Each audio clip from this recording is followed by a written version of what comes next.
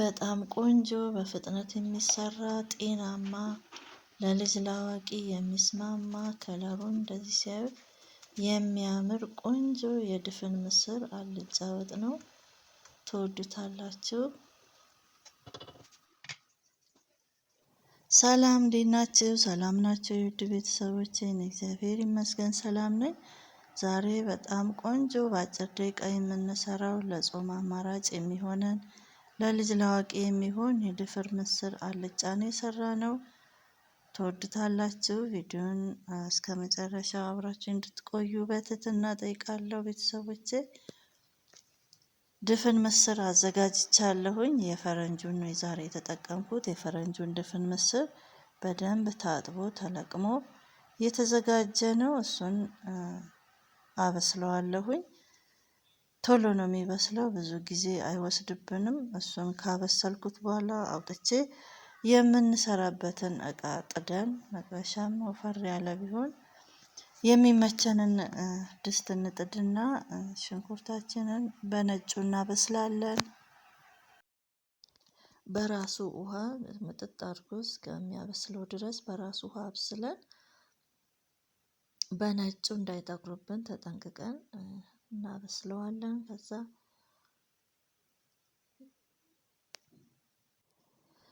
ውሃውን ሲጨርስ ዘይት እንጨምራለን። አልጫ ስለምንሰራ እንዳይጠቁርብን ሽንኩርታችን በነጩ ነው የምናበስለው። ምስር ስለሆነ የምንሰራው ዘይት ይፈልጋል። ዘይቱን በደንብ እንጨምራለን። ነጭ ሽንኩርት በደንብ ይፈልጋል አልጫ። ሽንኩርታችን እንዳይፈጥብን ብስል እናደርገዋለን።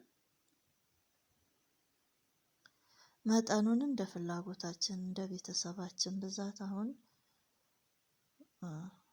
እርድ ጨምራለሁኝ። እርድ ለመልክም ያሳምርልናል፣ ለጤናም ጥሩ ነው።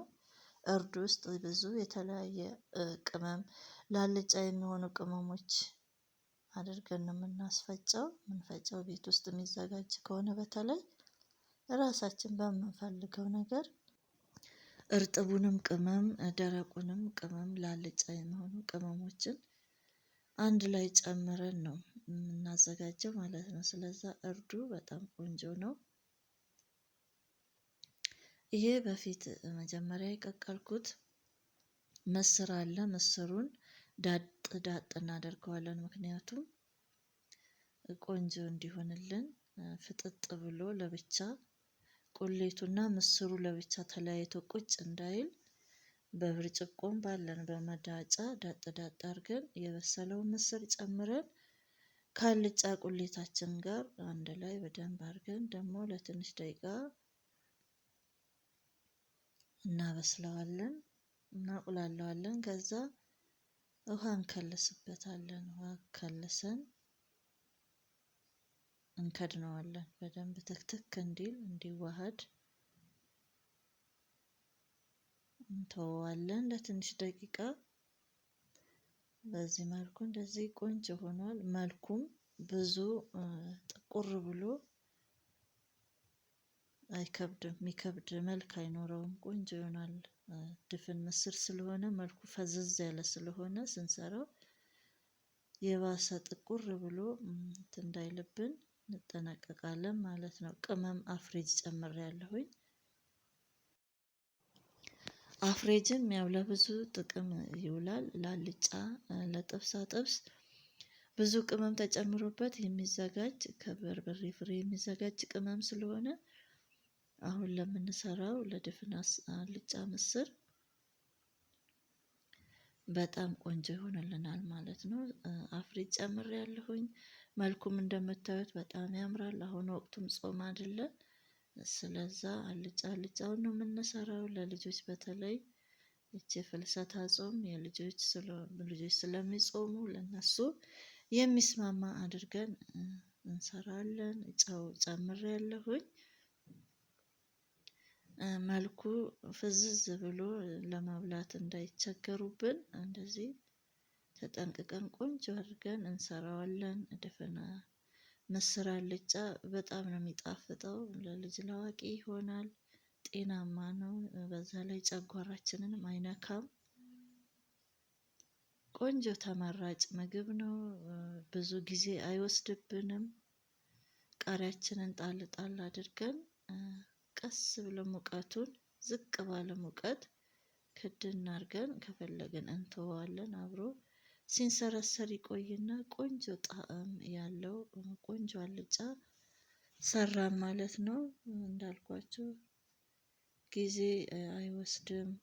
መልኩም ተጠንቅቀን መልኩን ከሰራንላቸው አንዴ እስኪቀምሱት ነው። ከቀመሱት በኋላ ስለሚጣፍጣቸው